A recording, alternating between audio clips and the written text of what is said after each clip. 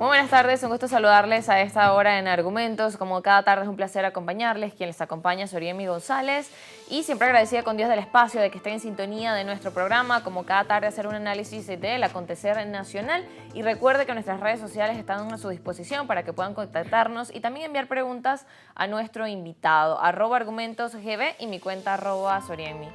Para esta tarde nos va a acompañar Andrés Ignacio Silva, quien es consultor político y también abogado. Gracias por acompañarnos en Argumentos. Gracias a ti, Soriami. Bien, y precisamente uno de los temas que viene siendo noticia ya para esta semana es el tema electoral. Pero además del tema electoral, también hay otras noticias con lo que tiene que ver a las restricciones que anunció el gobierno de Estados Unidos hacia diferentes países, entre ellos Venezuela, el tema de los vuelos, también lo que veíamos en noticias en Colombia y también otras noticias que se han generado durante el fin de semana también en Estados Unidos. Y me gustaría, bueno, como hablar quizás de este panorama internacional, de lo que es noticia, de estas incidencias, cómo también esto influye en la dinámica en Venezuela y que bueno, podamos cerrar también con el panorama político venezolano. Así que bueno, de inicio, saber y conocer tu opinión sobre estas restricciones que emitió pues, el gobierno de Estados Unidos y que entraron en vigencia este 9 de junio. Para muchos había confusiones, si podrían viajar quienes tenían su visa vigente o no, cómo queda todo este tema, pero más allá de eso es entender a qué viene también esta dinámica de política, si es algo realmente una decisión política, una decisión de seguridad, y tiene que ver, bueno, con todo esto que ya ha anunciado Donald Trump de todas sus medidas migratorias y que, bueno, veíamos también que, por ejemplo, reciente en Los Ángeles hay protestas por el tema de los migrantes y todas las decisiones también que se han tomado. Bueno, Soriami, desde el punto de vista social, esto pareciera ser un plan, a pesar de haber sido anunciado con tanta antelación, Trump durante su campaña, uno de los principales temas que tocaba y repetía era que iba a haber un plan de deportaciones masivos, era que iban a restringir el acceso a los Estados Unidos, pero esto es algo que él también comentó en su primera campaña y se implementó de una manera muy puntual. Hubo algunos países del Medio Oriente a quienes se le aplicaron medidas similares a las que nos están aplicando hoy en día, pero de resto, por lo menos el proceso de visados, de visas estudiantiles, de negocios, de turismo, se mantenían iguales a como se han mantenido durante toda la historia de los Estados Unidos. En estos momentos pareciera haber hasta una especie de improvisación por parte de la administración Trump. Porque si del tema social nos movamos al tema político, Donald Trump, por el capricho que tiene de querer cerrar a los Estados Unidos y de pasar a ser una proyección del país que representa a la libertad en Occidente, querer pasar a ser un país recluido y un país aislado del resto del mundo, Donald Trump se está cargando con el capital político, sobre todo latino, que desde hace tantos años ha ido construyendo el Partido Republicano. Si se ven los números que lograron enviar a Donald Trump a la Casa Blanca, vemos que el voto latino es aproximadamente el 30% de ese voto que lo logró montar en la Casa Blanca. Y de aquí a 2 años que tienen su primer reto electoral, que son lo que llaman los midterms, las elecciones a medio término que determinan algunos puestos del Senado y del Congreso para ellos, yo pienso que sin necesidad de hacerles campaña les va a pasar factura. Y si sumamos 2 años más a cuando un nuevo republicano vaya a enfrentarse a algún demócrata en las elecciones presidenciales del 2028, pues van a arrasar a los republicanos porque ese capital importante demográfico que es el voto latino va a verse perdido en su totalidad porque son políticas indefendibles por los Estados Unidos.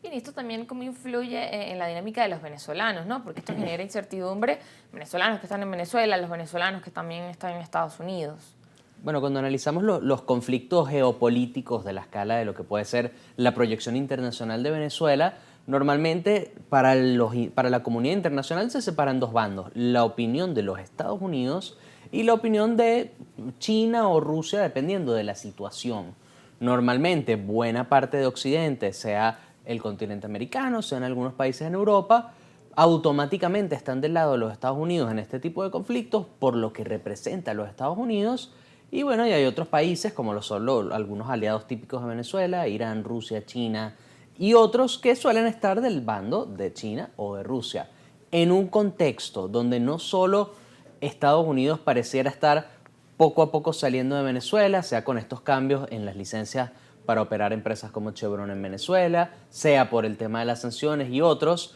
que están dejando a Estados Unidos con menos influencia y permitiendo que otros países como estos que mencioné anteriormente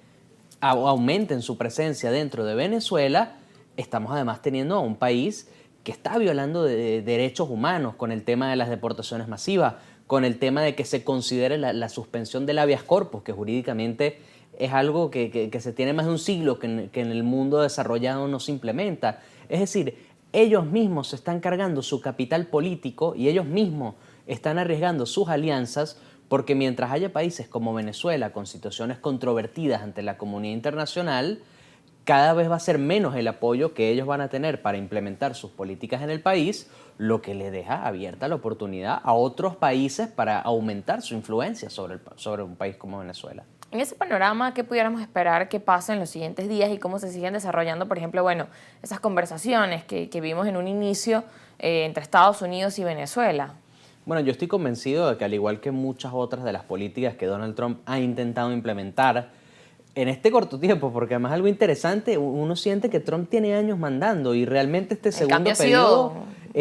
periodo todavía está a 2 semanas de cumplir 6 meses. Es decir, apenas están empezando. Faltan 3 años y medio todavía de mandato de Donald Trump y mira cómo tienen las cosas. Pero en ese corto tiempo han habido varias políticas que ha intentado implementar y que las Cortes son las que lo han bloqueado. Distintos jueces y la Corte Suprema han restringido ese poder desaforado que le está intentando ejercer y yo estoy seguro que con este tipo de política va a salir algún juez en las próximas semanas a bloquearlo y a revertir esta política. Pero además de eso, ¿qué podemos esperar? Donald Trump no pareciera estar frenándose ni resguardándose con ninguna de sus políticas. Él, que es una persona que a diferencia de prácticamente todos los presidentes americanos, él no ha construido partido, él no es un tipo militante, él es un empresario que utilizó al Partido Republicano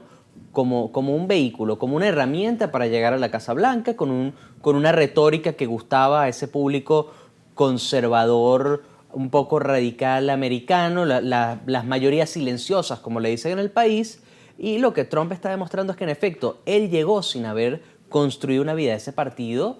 y él no siente ningún arraigo real por el partido, y estas acciones que él están teniendo lo que van a generar es que cada vez pierda más apoyo dentro de los republicanos, que saben que de aquí a 4 años ninguno de ellos como sucesor de Trump va a tener alguna posibilidad de llegar a la Casa Blanca si Trump sigue con este tipo de políticas. Bien, y el tema de negociaciones Venezuela, Estados Unidos y bueno, de ver qué expectativas hay para bueno, los 6 meses que restan de este 2025. Bueno, él ahí tiene 2 fuerzas completamente distintas dentro de su administración. Hay personas como Marco Rubio que mantienen una postura mucho más radical, una postura que pretende también aislar a Venezuela del mundo a través de sanciones, a través de estas evaluaciones respecto a la situación de Venezuela, que muchas veces no se adecúan a la realidad de lo que se vive a lo interno del país, a veces también promovido por personajes que hacen vida política desde el exterior pretendiendo mandar cómo deberíamos vivir en Venezuela, y eso está perjudicando la política internacional de Donald Trump. Pero hay otros personajes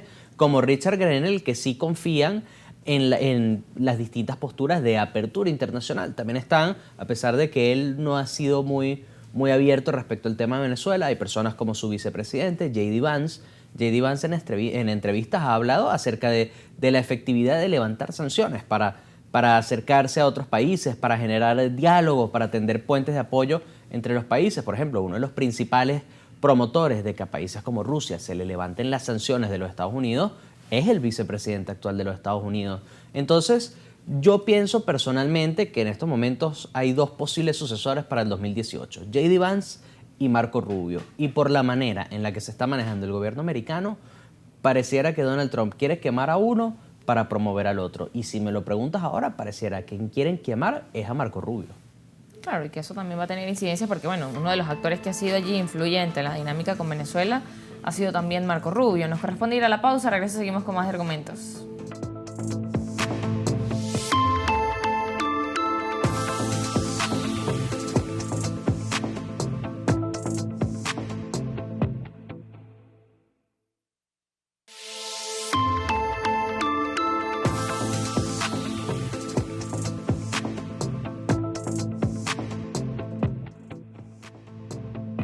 Seguimos en Argumentos conversando con Andrés Ignacio Silva y hablando bueno, de ese panorama político que vemos en Estados Unidos, el tema de las relaciones con Venezuela y estas medidas que de alguna forma influyen en la dinámica venezolana. Por otro lado, también hay otros incidentes en el panorama internacional, en la dinámica política y como vemos, bueno, no solamente hay elecciones en Venezuela, hay elecciones en otros países. Veíamos el caso de lo que ocurría en Colombia con un candidato, también el tema de este atentado, el tema de la violencia también, que vemos no solamente en estos panoramas electorales y que hemos visto en otros países, Ecuador, México, sino también la violencia que se ve, por ejemplo, en los lugares donde vemos, bueno, estas protestas. En Estados Unidos muchos detenidos, también el tema de la violencia, protestas que vemos, por ejemplo, en otras regiones, en otros continentes como en Europa, Francia. También ese tema de la violencia, como lo vemos hoy en día, que se maneja con el tema político. ¿Es algo que realmente se está normalizando? ¿O cómo realmente podemos hacer ese análisis de la violencia que vemos hoy en la dinámica política? Es así, lastimosamente, más allá de que se normalice la violencia en sí, lo que se está normalizando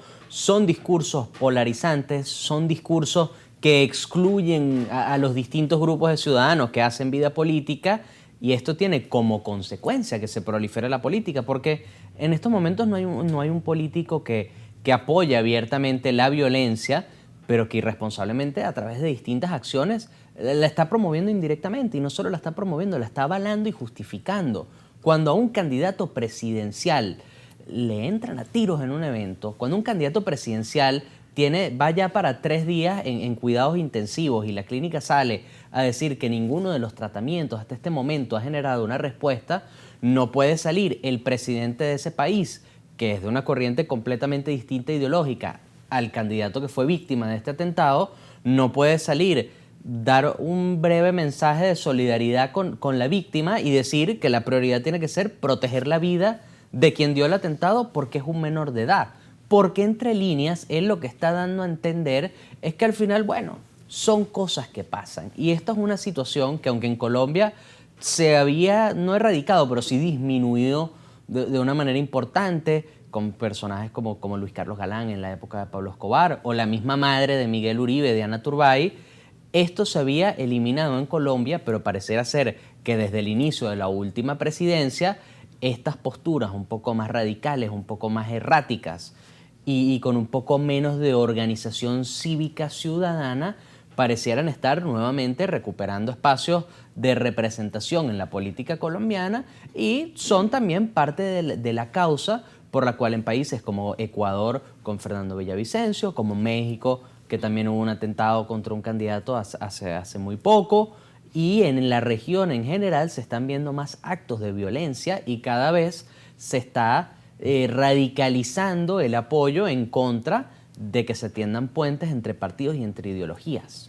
¿Cómo esto genera consecuencias? Porque, bueno, como decía, se está normalizando ese discurso de, bueno, llevar a la parte radical, al tema de la polarización, y cuáles son las consecuencias y cómo realmente trabajar en que eso no continúe y no avance. Bueno, en estos momentos esto lo que está generando es una mayor división social entre los ciudadanos de los países, y es por eso que también hay una tendencia creciente en las elecciones a lo largo del mundo, que entre elección y elección no pareciera haber una continuidad de si viene un candidato de centro-derecha, se mantiene el partido de centro-derecha en la siguiente, o si es un candidato socialdemócrata, se mantiene el socialdemócrata en la siguiente, sino hay una especie de brinco entre una ideología y otra de elección a elección, porque cada vez más la radicalización, es cada vez más la violencia, la polarización, y son cada vez menos los puentes que se están tendiendo. Esto ha tenido consecuencias muy graves en la región, y es por eso también que nosotros cada vez vemos más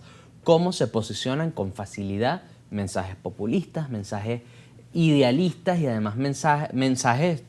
como estamos diciendo antes, violentos en algunas situaciones, porque las personas muchas veces ven como ineficiente su sistema político actual, y estas posturas que están saliendo a veces pareciera de la nada y les están brindando lo que parecieran ser soluciones rápidas a sus problemas, los ciudadanos en su desespero muchas veces las apoyan sin tener la capacidad de evaluar las consecuencias a largo plazo de apoyar estas políticas. Claro, y en algunos estudios incluso mencionan que, bueno, haciendo un análisis de la región, la mayoría de las decisiones que se toman en elecciones son emocionales, no son decisiones razonadas y donde, bueno, te sientas a estructurar un plan, sino realmente emocionales, y tiene que ver, bueno, con eso que mencionas. Es así. Adicionalmente, en la política el ciudadano tiene la maldición, vamos a llamarlas así, de tener una memoria corta. con los actos políticos. Entonces muchos creen que con tener una que otra política efectiva o con haber dado un par de discursos buenos en campaña, ya ellos están captando un apoyo consolidado o están construyendo una base. Y eso no es verdad. Hoy en día lo que están saliendo son discursos repetidos constantemente que carezcan a veces de profundidad en el mensaje. Lo que estamos viendo son plataformas ciudadanas espontáneas que no tienen ningún tipo de sustento ideológico, de sustento en formación o de sustento en un tiempo a través del cual estas plataformas se han ido formando, y es por eso que muchas veces pareciera que terminan estos políticos aislados en el cargo. Un ejemplo muy sencillo. Hace más o menos un mes, Alejandro Riaño, un comediante colombiano, le hizo una entrevista de 1 hora a Gustavo Petro, el presidente de Colombia. Entrevista muy buena. Se la recomiendo a todo el mundo que lo esté viendo. En esta entrevista, Riaño le hace preguntas muy directas al presidente. Le pregunta acerca de la violencia en Colombia, en distintas regiones del país que se está viviendo. Le pregunta acerca de los incidentes en los cuales, ¿cómo es posible que un presidente esté en una cumbre en Francia presidencial y pasen 2 días donde su gabinete de ministros no sepa dónde él está? Y que además esta situación se volvió a repetir hace un par de semanas. Y ante cada pregunta, el presidente daba respuestas vacías, respondía con falacias, respondía otra cosa o simplemente decía que no iba a responder. Y esto lo que nos da es un diagnóstico de la situación en la que está un país como Colombia, en la que una de las pocas personas que ha tenido acceso a una entrevista exclusiva con el presidente tenga que ser un comediante. Y adicionalmente que el presidente ni siquiera tenga la seguridad política de responderle a un comediante preguntas abiertas, porque sabe que cada una de estas preguntas, a prácticamente menos de un año de las siguientes elecciones presidenciales, en un contexto en donde él está buscando impulsar reformas que quizás le permitan la reelección o que quizás generen estos cambios de la reforma laboral que él quiere impulsar, claro, que y que además se dice que estas reformas en parte son lo que llevaron a estos actos de violencia que está viviendo actualmente Colombia. Y este presidente, por haber construido erráticamente, sin ningún tipo de sustento, su plataforma, es que está Colombia viviendo la situación que está viviendo. Claro, y parte de eso que decías, bueno, del político alejado de lo que es la realidad, también es parte de lo que, bueno, uno tiene que hacer ese análisis de cómo realmente recuperar ese rol político, de recuperar la esencia. Y leí un artículo referente a eso que decía, bueno, la política no es violencia, el tema de la política en su esencia no es donde está el error. El error es cómo lo manejan, y decía, bueno, que las personas que ejercemos la política se puede utilizar también como un mecanismo de control social, y cómo realmente todos estos escenarios inciden en cada uno de esos panoramas, y cómo realmente es importante también hacer ese análisis profundo de bueno, qué elementos hay que evaluar, y sobre todo para los ciudadanos, ¿no? Cuando miras a esos candidatos, cuando miras las propuestas, cuando miras lo que se está realizando, y eso, bueno, también trayéndolo al plano venezolano, ¿no? Como es la dinámica que tampoco escapa de estas realidades. Es así, bueno, y en Venezuela tenemos un ejemplo muy bueno, y es que yo pienso que la base de toda política, Ramón Guillermo de Veleo fue el que mejor lo dijo, la raíz de toda república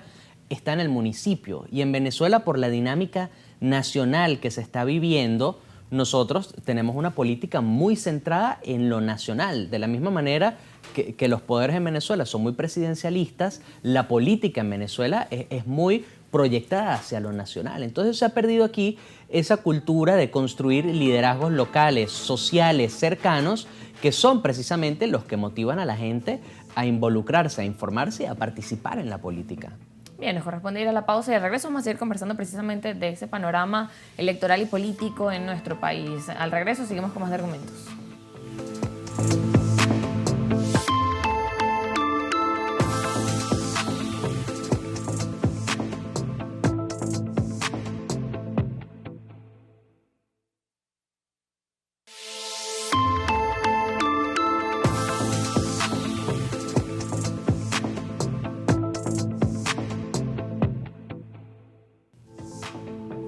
Seguimos en Argumentos conversando con Andrés Ignacio Silva, hablando de este panorama político que veíamos en la región, pero ahora también hablando de Venezuela, cuando hay un anuncio de elecciones, próximas elecciones. Ya se realizaron las del 25 de mayo, quedaban pendientes las de alcaldes y de la parte de los consejos municipales, y bueno, ya hay una fecha para el 27 de julio, y quizás iniciar hablando de esta fecha precisamente porque, bueno, cuando hacemos un repaso de elecciones, precisamente las de presidenciales fueron las del 28 de julio, y es la que de alguna forma ha dejado allí una huella que todavía, o quizás un capítulo que ha quedado sin resolver. ¿Cómo hacer este análisis también? Y también evaluando el panorama de las elecciones que vimos el 28, cómo se desarrollaron las que vimos de este 25 y las expectativas que hay para este 27 de julio, donde, bueno, son elecciones municipales. Bueno, Seremi, lo primero obviamente es la fecha, más allá de que sea una elección convocada con muy poco tiempo de antelación entre su anuncio y la fecha de la elección. Hay que entender que la gente necesita conocer qué es lo que verdaderamente está en juego en esta elección. Porque si bien también esta fecha sirve como un hito simbólico para decir que van a cumplir un año de la última victoria electoral grande que tuvieron en las presidenciales y que ya eso cierra este ciclo de presidenciales, legislativas, regionales y municipales que se dieron todas en un periodo exacto de un año de tiempo entre una y la otra. Nosotros aquí lo que estamos viendo es que se va a jugar la manera en la que nosotros vivimos el día a día dentro de nuestras comunidades. Porque si bien hay personas que el 25 de mayo demostraron que todavía mantienen un descontento por las situaciones del año pasado y que ellos consideran que su manera de expresar este descontento fue a través de no votar, a través de la abstención, es entendible porque al final del día el venezolano de a pie, el venezolano común, no siempre sabe exactamente quiénes son sus diputados, cuál es su rol, para que yo tenga un gobernador. Pero en este caso el panorama es distinto porque estamos hablando de los alcaldes y los concejales. A ese emprendedor que tiene un municipio o persona de la tercera edad o un vecino común, su contacto directo con el gobierno es el alcalde. Su contacto directo para arreglar un hueco, para encender una calle que sus postes no tienen luz, su policía municipal, sus centros de salud municipal. En Chacao, Salud Chacao y Polichacao son instituciones que representan lo mejor de Venezuela y lo que nosotros queremos que sea el país. Y aquí estamos llegando a una elección en donde todavía muchas personas mantienen un descontento con la situación, pero ellos no están evaluando el impacto a largo plazo de lo que puede representar no expresar en esta elección cuál es para ellos el rumbo que debería tomar el país, y en un contexto donde se pudiese impulsar no solo una reforma electoral que cambiaría la manera en la que nosotros votamos, se está también hablando acerca de una reforma constitucional que va a cambiar la organización del Estado y que posiblemente acabe o vacíe de competencias a estas instituciones que tan cercanas tenemos en nuestros municipios. ¿Cómo es importante en esa dinámica que mencionas el hecho de, bueno, que el ciudadano puede involucrarse? Porque uno de los retos que vimos que fue para estas elecciones del 25 de mayo fue el tema de la participación, y el debate estaba entre los diferentes partidos de oposición, era entre, bueno, participar o no participar, y realmente las etiquetas que surgieron para quienes decidieron participar y bueno, la abstención fue parte de este proceso electoral. Es así, Soremi, porque aquí esta campaña del 25 de mayo fue algo que pienso que jamás se había vivido en Venezuela, porque no teníamos a una oposición enfrentándose a un gobierno y el gobierno haciendo campaña contra esta oposición, sino el gobierno tranquilamente lo que hizo fue hacer una campaña basada en hablar sobre su plataforma, en mostrar sus logros, en mostrar a sus candidatos, mientras que la verdadera campaña peleada fue entre el sector de la oposición que decidió participar y el sector de la oposición que decidió no participar. Porque el problema con este segundo es que si bien quienes quisimos ir a votar entendimos las razones de quienes no quisieron ir a votar, cuando el caso era el contrario, se trató a candidatos con desprestigio, se trató a los candidatos con amedrentamiento, en algunos casos hasta se ofrecían actos de violencia contra estos candidatos por querer participar, y esto lo que está haciendo es reflejando lo peor del venezolano, porque al final no existe una fórmula mágica para lograr algún cambio en lo que tú quieres que cambie en el país, o tampoco existe una forma mágica para tú determinar qué es lo que debes hacer para tú poder escalar dentro de las estructuras políticas en el país.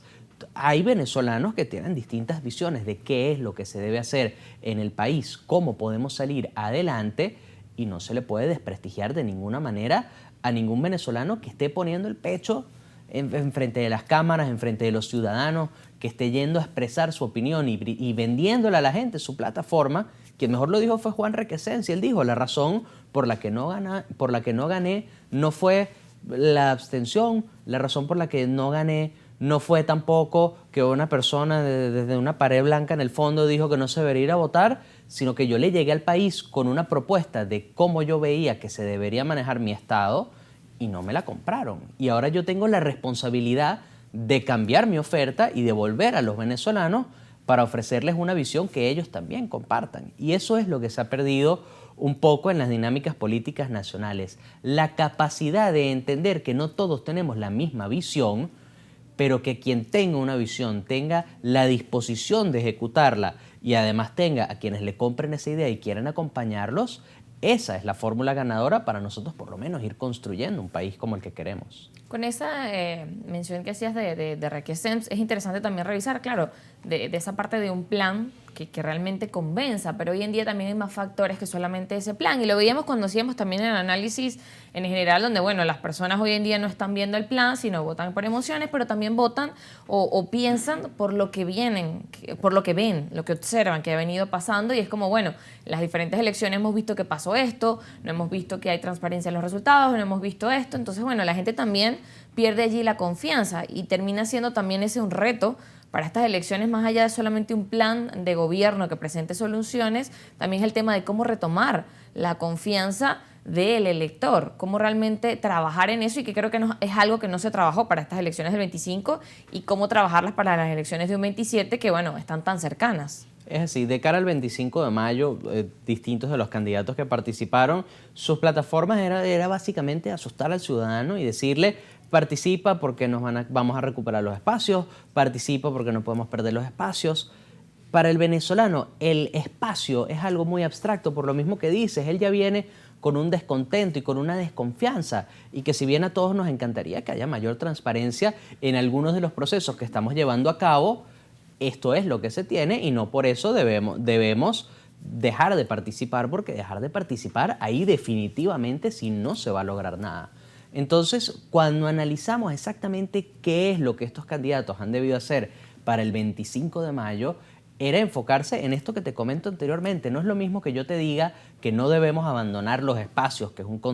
concepto abstracto que a la gente no le gusta, a que yo te hable directamente de mis instituciones municipales, de la capacidad de resolver que tiene un alcalde o un concejal, y que yo te hable directamente de cómo no participar en un proceso así afecta tu día a día, afecta tu vida, afecta tu calidad de vida y además transforma por completo, para bien o para mal, el entorno más cercano que tenemos. Claro, la parte municipal es más cercana a cada uno de los vecinos y de los ciudadanos. Nos vamos a la pausa. Al regreso seguimos conversando con Andrés Ignacio Silva. Ustedes no se muevan de argumentos.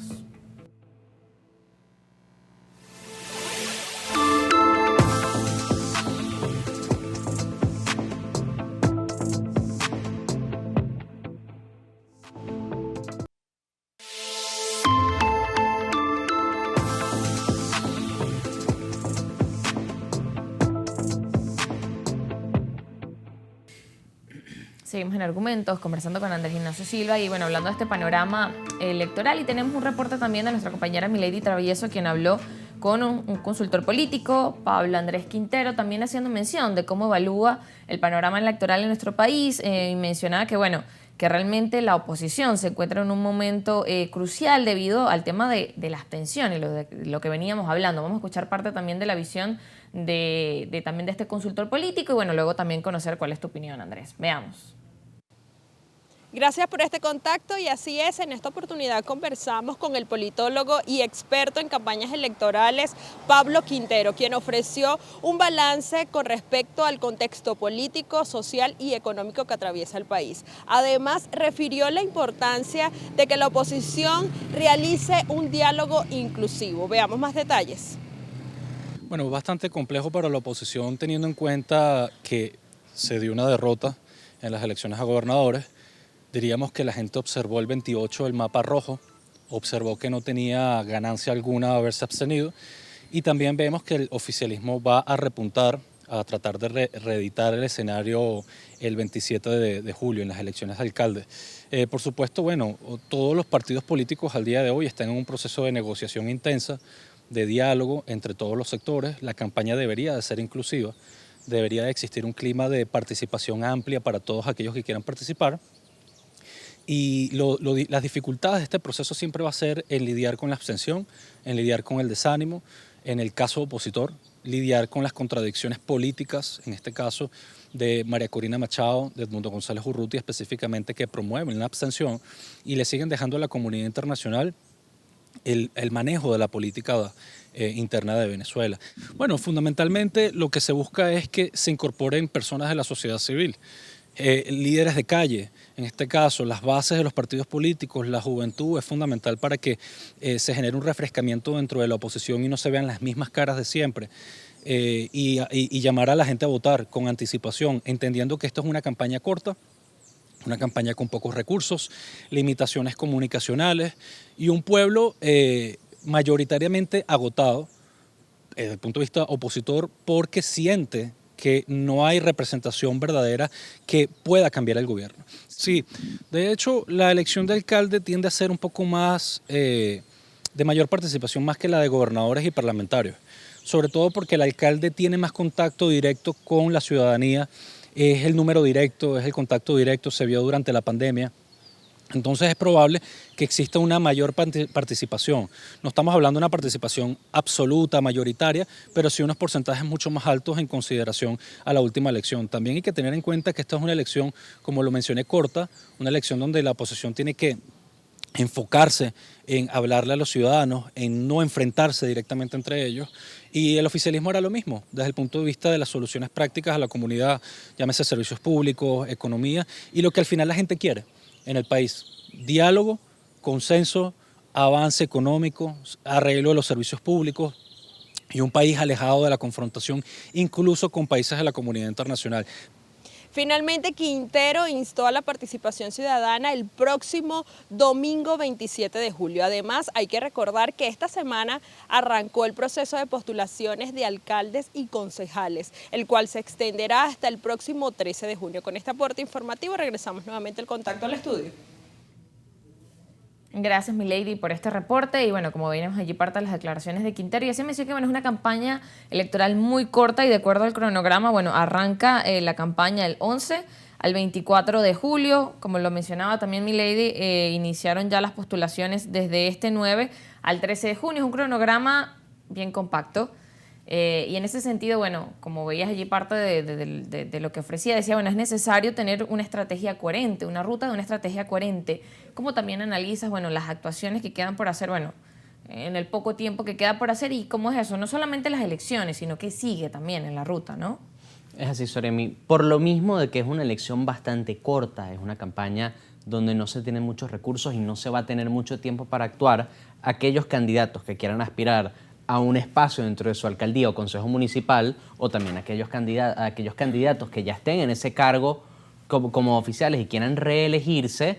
este espacio es precisamente para reconectar con las comunidades y para ellos venir a explicarle cuál es su visión para el municipio que pretenden gobernar o en el que pretenden legislar, porque es lo mismo. En el 25 de mayo era una elección, por supuesto, con un contexto, llamémoslo, simbólico, hacia el tema de defender los espacios, hacia el tema de que haya representación de todos los factores políticos en la Asamblea Nacional, un reflejo de la participación post-28 de julio. Es decir, era una elección que, como dije anteriormente, el venezolano de a pie muchas veces no entiende el impacto que tienen sus gobernadores y sus diputados en sus estados o en la Asamblea Nacional,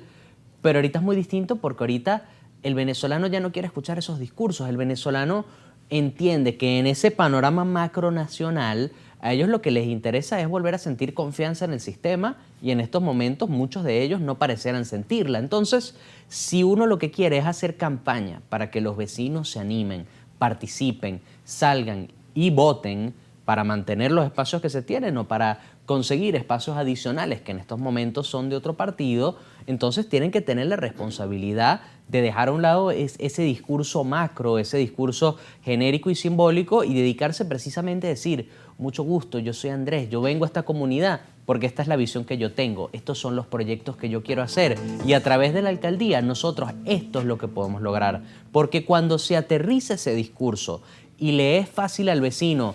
proyectar e imaginarse qué es lo que yo le estoy diciendo que voy a hacer, entonces ahí está la clave para yo motivarlo, que salga de su casa el 27 de julio y vote en las elecciones, que debería ser el fin principal, que el vecino salga y vote. Bien, nos vamos a la pausa, regreso, seguimos con más de argumentos.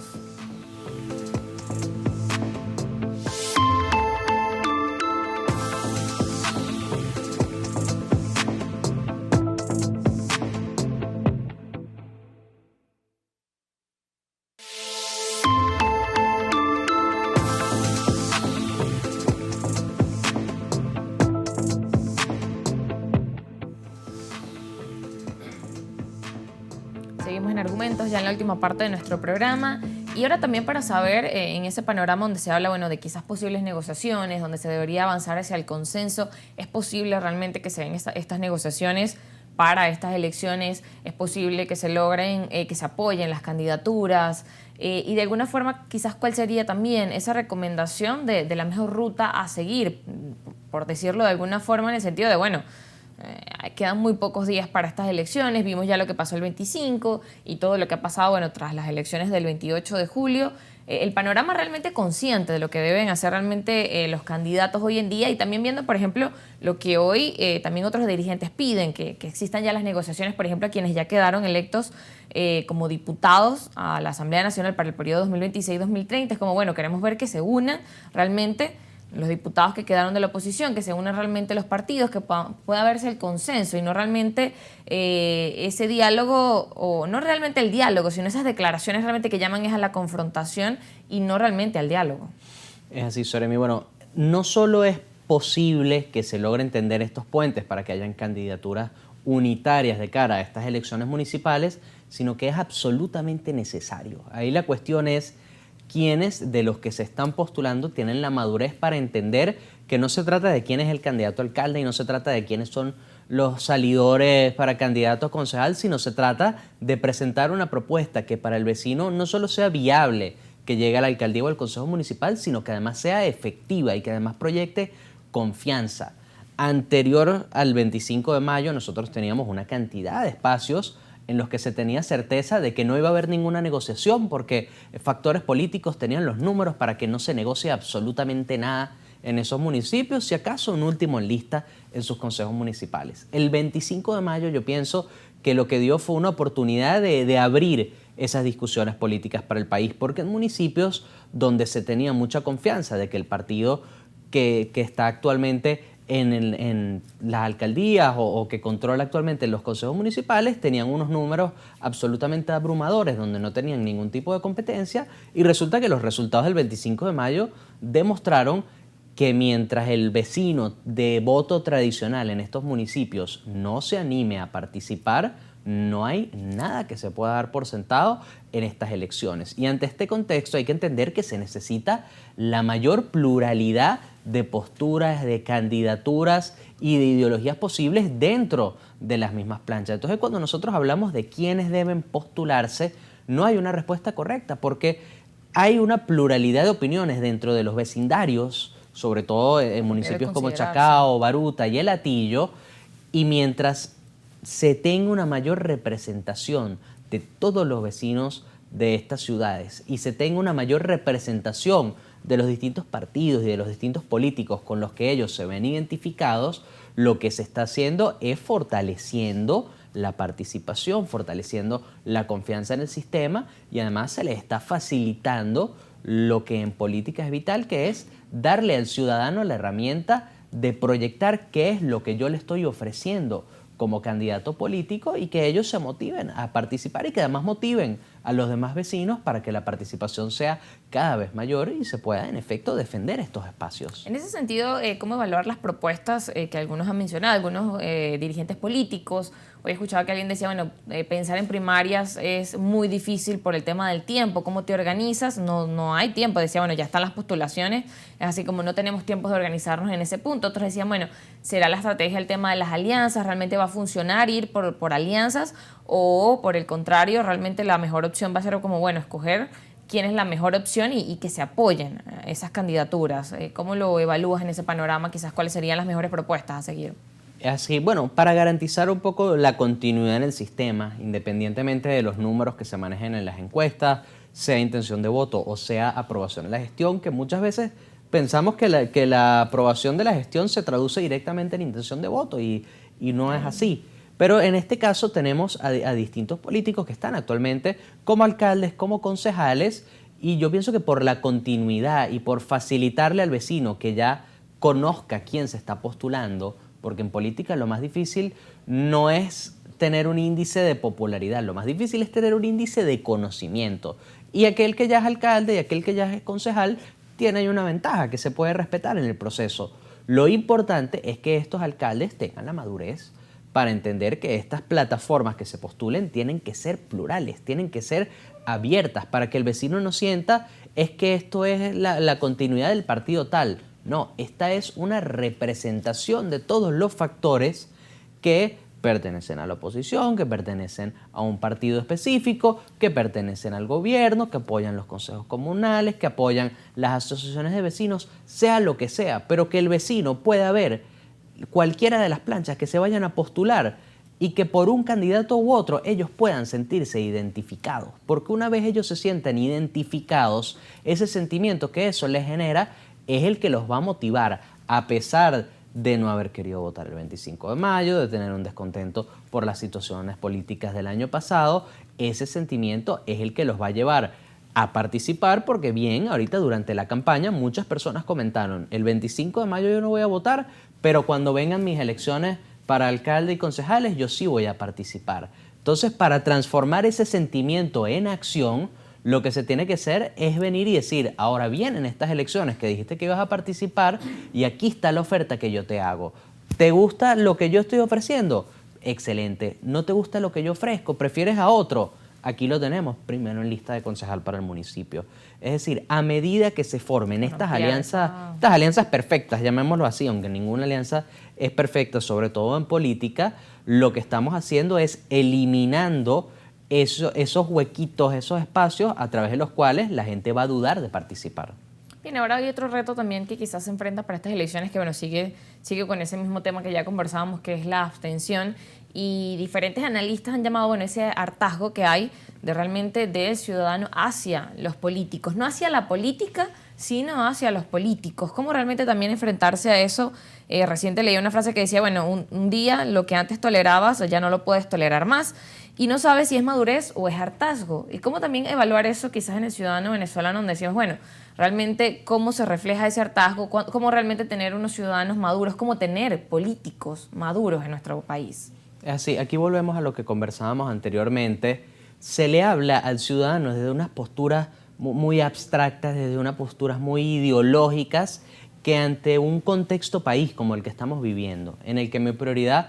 es mi bolsillo, son mis finanzas, es cómo yo mantengo a mi familia, mi casa, cómo yo ahorro porque en un futuro me quiero comprar una casa, un carro, lo que sea. Si a mí me viene un político a hablar de defender espacios, de vamos a participar porque si no se participa se pierde, estos mensajes abstractos, yo digo, ¿cómo me como eso? ¿Cómo yo lo interpreto? ¿Dónde está el queso de la tostada? Y el venezolano lo que quiere es soluciones concretas a sus problemas. En una elección como la de diputados y gobernadores era más difícil verlo, pero en este momento, para recuperar esa confianza y que la gente quiera participar, hay que aterrizar los mensajes, tener mucha apertura en lo que se dice y recordarle al vecino que su principal promotor y defensor ante cualquier problema que tengan son sus alcaldes y sus concejales, y tienen que saber vendérselos de una manera aterrizada, directa, y que ellos la puedan ver reflejada en su día a día. Claro, políticos que realmente puedan